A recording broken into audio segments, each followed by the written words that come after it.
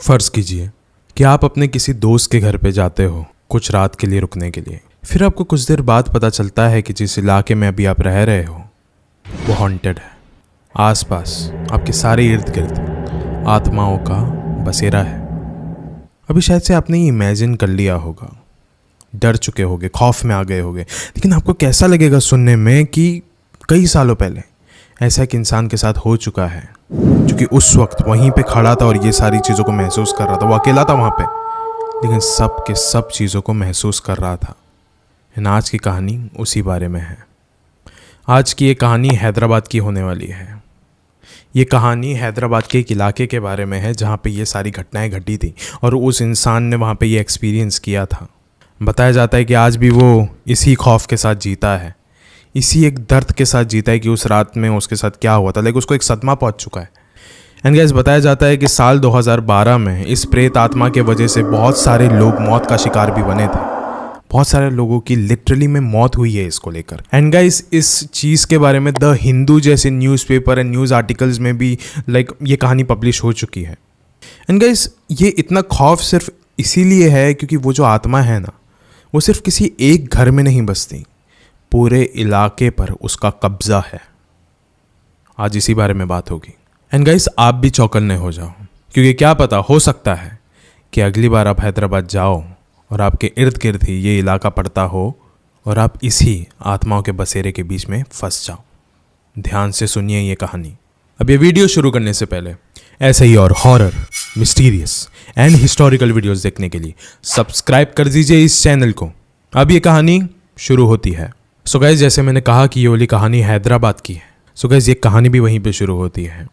हैदराबाद में एक इलाका पड़ता है जिसका नाम है रविंद्र नगर। एंड गाइस, ये हैदराबाद में ही है, particularly it's in Hyderabad. And साल 2012 में इस इलाके में कुछ भी ठीक नहीं था। आज के समय में भी शायद से ठीक नहीं होगा, लेकिन ये जो कहानी है ये साल 2012 और 13 के पास की है, जब अशोक नाम का एक लड़का हैदराबाद में आया हुआ था कुछ दिनों के लिए। एंड उसे याद था बहुत अच्छे से कि उसकी कोई एक दोस्त है जो कि रविंद्र नगर में रहती है। तो उसने सोचा कि मैं होटल में क्यों रुकूं, मैं जाके अपनी दोस्त के पास ही जाके रुक जाता हूँ। फिर उसने अपने दोस्त को फ़ोन किया। उसकी दोस्त का नाम था प्रिया। उसने प्रिया को फ़ोन किया, उसको बोला कि मैं कुछ दिनों के लिए आ रहा हूँ यहाँ पे हैदराबाद में, सो मैं सोच रहा था कि मैं तेरे यहाँ पे रुक जाऊँ। एंड प्रिया ने भी एक्सेप्ट कर लिया कि हाँ, आ जा, बिंदास आ जा यार, घर पे आ जा। एंड उसके बाद भी प्रिया कुछ तो कहने वाली थी, लेकिन उससे पहले अशोक ने फ़ोन काट दिया। एंड शायद से यही उसकी एक बहुत बड़ी गलती थी। फिर अशोक फाइनली प्रिया के घर पे पहुंच चुका था। फिर प्रिया ने बोला कि मैं तुझे ना कॉल पे एक बात कहना चाहती थी, लेकिन मैं चल ठीक है, अब तो आ ही गया है तो मैं तेरे को अभी बता देती हूँ। प्रिया ने कहा कि अशोक, तू यहाँ पे चाहे 1 दिन रुक, 5 दिन रुक या 10 दिन रुक, लेकिन सिर्फ एक चीज़ अपने दिमाग में डाल के रखना कि भाई यहाँ पे आधी रात में नहीं घूमना। आधी रात तो क्या, 6 बजे के बाद भी यहाँ पे नहीं घूमना। यहाँ पे इंसान नहीं घूमते 6 बजे के बाद, आत्माएं घूमती है। एंड मैं मजाक बिल्कुल भी नहीं कर रही हूँ। फिर अशोक ने बोला कि अरे यार, ये सब कुछ क्या बोल रही, मैं आया हूँ तो मेरी फिरकी ले रही है तू, तुझे भी पता है यार ये सब सिर्फ मनगढ़ंत कहानियाँ होती है, ये जस्ट अ फोकलोर, मैं इसमें बिल्कुल भी बिलीव नहीं करता। लेकिन गाइस, अशोक जिस कहानी को, जिस शब्दों को महज सिर्फ एक कहानी ही समझ रहा था, उसको बिल्कुल भी अंदाज़ा नहीं था कि ये बहुत जल्दी असलियत में तब्दील होने वाली है। एंड गाइस, अशोक यहाँ पे कोई ऑफिस के काम से नहीं आया था, वो एक शूटिंग बिजनेस में था। तो वो शूटिंग करने के लिए आया था जिसका सेट रामोजी स्टूडियोज़ में लगा हुआ था। एंड गाइस, आपको भी बहुत अच्छे से पता है कि रामोजी स्टूडियोज़ भी असल में बहुत ज़्यादा हॉन्टेड है, लिटरली हॉन्टेड है। इसका मतलब आप समझ रहे हो, अशोक एक ऐसी जगह पे आ पहुँचा था जहाँ पे वो चारों ओर से प्रेत आत्माओं से घिरा हुआ था। गाइस, फिर ये अगले दिन की बात है। अगले दिन सुबह सुबह अशोक अपने काम के लिए निकलने वाला था। एंड निकलने से पहले ना प्रिया ने उसको रोक दिया था एंड कहा कि अशोक, मैंने तुझे कल रात एक बात बताई थी कि कैसे तुझे शाम को 6 बजे से पहले पहले घर पे आ जाना है। चाहे तेरा शूटिंग का काम कितना भी पेंडिंग हो, ये कोशिश ज़रूर करना कि तू 6 बजे से पहले ही आ जाए, और हो सके तो ऑटो को घर के पास रोक देना अगर तू लेट आया तो। फिर अशोक ने बोला चल ठीक है, आई विल ट्राई। लेकिन गाइस, ये शूटिंग एक ऐसी चीज़ है ना जिसमें वक्त का अंदाज़ा नहीं लगता। जो क्रिएटिवनेस होती है ना, उसके लिए आपको वक्त देना ही पड़ता है। चाहिए 1 घंटा लगे, 2 दिन लगे, 3 दिन लगे या 5 दिन लगे, एक एक सीन के लिए भी बहुत ज़्यादा वक्त लग जाता है कभी कभी। ये जो चीज़ है वो अशोक के साथ हो रही थी। अशोक को वक्त का अंदाज़ा ही नहीं लगा एंड वो काफ़ी देर रात आया यहाँ पे ऑटो रिक्शा वाले के साथ। लेकिन जब इसने कहा कि रिक्शे वाले को कि नहीं आप इस गली के अंदर ले लो, तो रिक्शे वाले ने कहा कि मैं अंदर नहीं जा सकता। मैं क्या, कोई भी नहीं जा सकता। फिर अशोक ने बोला ऐसा क्यों? उसने बोला मुझे नहीं पता, आपको यहाँ से चलते ही अंदर जाना पड़ेगा। फिर अशोक को बहुत ज़्यादा वियर्ड लगा, लेकिन उसने बोला चलो ठीक है। लेकिन वो अशोक एक चीज़ देख सकता था कि वो ऑटो ड्राइवर ना बहुत ज़्यादा डरा हुआ है, किसी चीज़ से तो कांप उठ रहा था। वो गूज़बम्स आ रहे थे उसको, रोंगटे खड़े हो रहे थे उसके। फिर अशोक ने चलना शुरू किया उस गली में। चलते चलते ना अशोक ने एक बहुत अजीब सी बात नोटिस करी कि हर वक्त जब भी रात हो जाती है तो स्टिल बहुत सारे लोग बाहर घूमना पसंद करते हैं। एंड हैदराबाद एक ऐसी जगह है, मतलब अच्छी खासी सिटी है वो, लेकिन फिर भी उस गली में ना बंदा था ना बंदे की जात। कोई इंसान नहीं दिख रहा था, कोई जानवर नहीं दिख रहा था, कोई भी नहीं। सन्नाटा छाया हुआ था वहाँ पे अंधेरे में, कोई भी नहीं दिख रहा था। वो गली इतनी खाली लग रही थी, ऐसा लग रहा था कि कोई इंसान वहाँ पे रहता ही नहीं है। ये देखकर अशोक को अभी प्रिया की एक बात याद आ चुकी थी जो उसने कहा था सुबह में। एंड अब वो चीज़ याद करने के बाद ना अशोक थोड़ा सा घबरा उठा था और वो ना अभी थोड़ा सा तेज़ चल रहा था।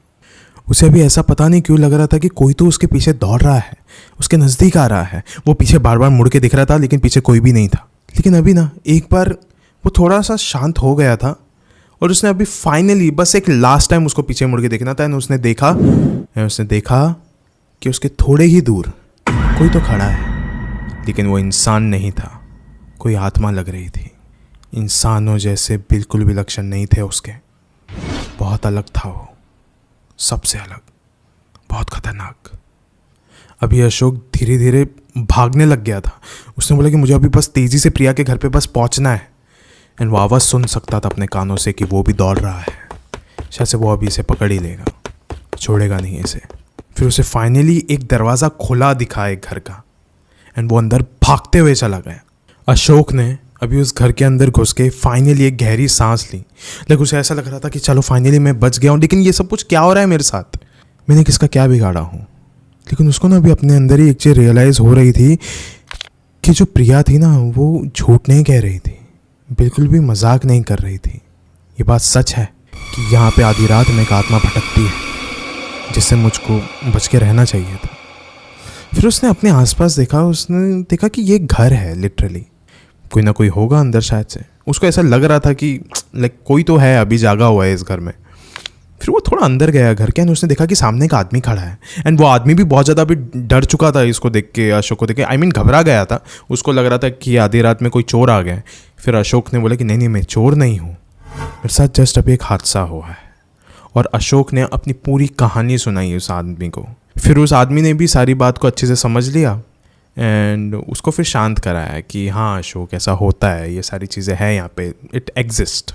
फिर अशोक थोड़ा आराम किया उसने। उसके बीवी बच्चे भी आ गए थे ना, तो फिर बीवी बच्चों को भी देख के वो थोड़ा सा चिल आउट हो गया था कि मतलब नहीं मेरे साथ कोई और भी है यहाँ पे, जागा हुआ है, मेरे सपोर्ट में है। उसे वो देख के अच्छा लग रहा था। फिर उस इंसान ने अशोक को कहा कि आज रात के लिए आप यहीं पे रुक जाओ हमारे घर पे, हमें कोई भी तकलीफ़ नहीं होगी उस चीज़ से। फिर अशोक ने कहा कि हाँ मुझे यहाँ पे रुकने में कोई भी दिक्कत नहीं है, लेकिन मेरी दोस्त प्रिया है ना, मैं उसके घर पे रुका हुआ हूँ एंड उसका घर आपके पास में ही आता है, तो शायद से मुझे वहाँ पे जाना चाहिए। एक काम करता हूँ, मैं उसको कॉल करके यहाँ पे बुला लेता हूँ। फिर उस आदमी ने बोला कि आपको समझ में आ रहा है आप क्या करने वाले हो? जिस जहन्नम से अभी आप भाग के मेरे घर पे आए हो, आप आपकी दोस्त को भी उसी जहन्नम में धकेलने वाले हो। मौत का कुआं है बाहर, अपनी दोस्त को इस तकलीफ़ में मत डालो। फिर अशोक को भी ऐसा लगा कि हाँ ये इंसान सच तो बोल रहा है, इसकी बातों में सच्चाई तो है। ठीक है मैं रुक जाता हूँ यहाँ पे एंड शायद से सुबह में चले जाऊँगा प्रिया के घर पे। लेकिन अशोक इतना ज़्यादा घबराया हुआ था ना कि थोड़ी देर के लिए वो सब कुछ भूल रहा था, लेकिन फिर भी वो ना अपनी आंखें बंद नहीं करना चाह रहा था। उसकी नज़रों के सामने सिर्फ और सिर्फ वही काले साए का चेहरा आ रहा था।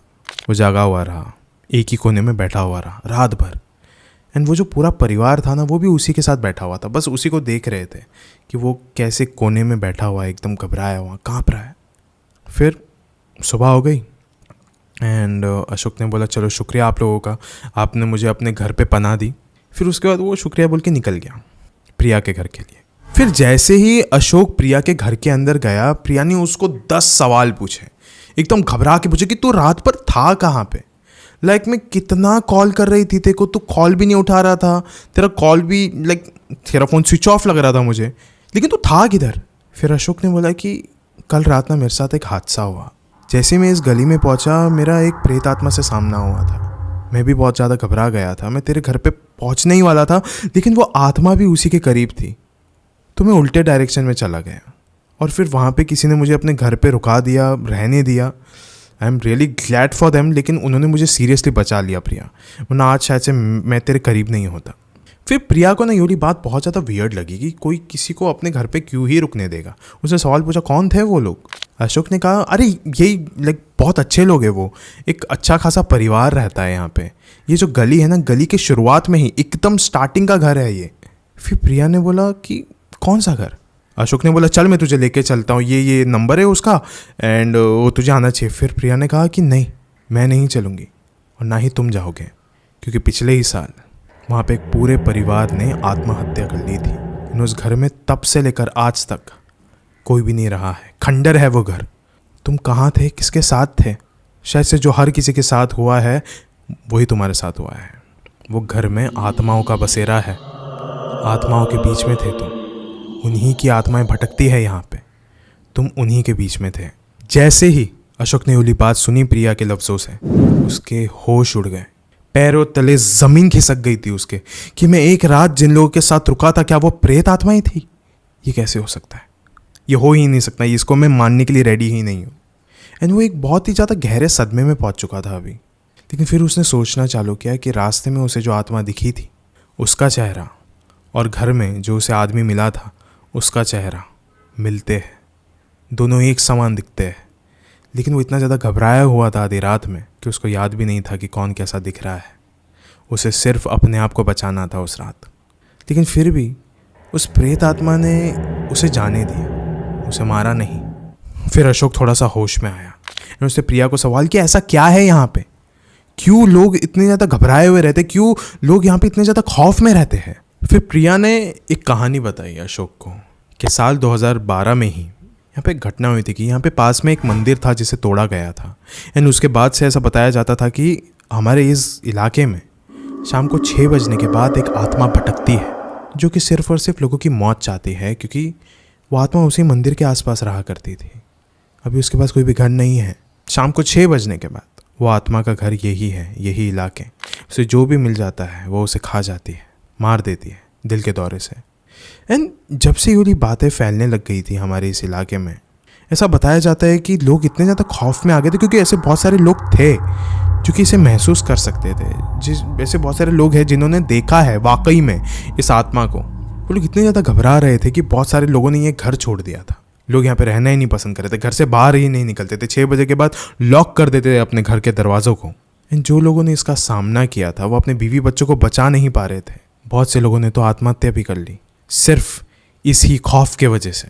फिर गाइस ऐसे बहुत सारे लोग थे, एंड आज भी ऐसे बहुत सारे लोग हैं जिन्होंने अपने घर के बाहर जय श्री राम इसे लिखा हुआ है वहाँ पे, क्योंकि वो ऐसा समझते कि शायद से अगर वो ये लिखेंगे तो फिर वो जो भूत है, वो जो प्रेत आत्मा है, वो आसपास नहीं भटकेगा, भाग जाएगा यहाँ से। जैसे कि नालेबा स्त्री मूवी आपने तो देखी रहेगी, exact same. This is the same situation in Hyderabad.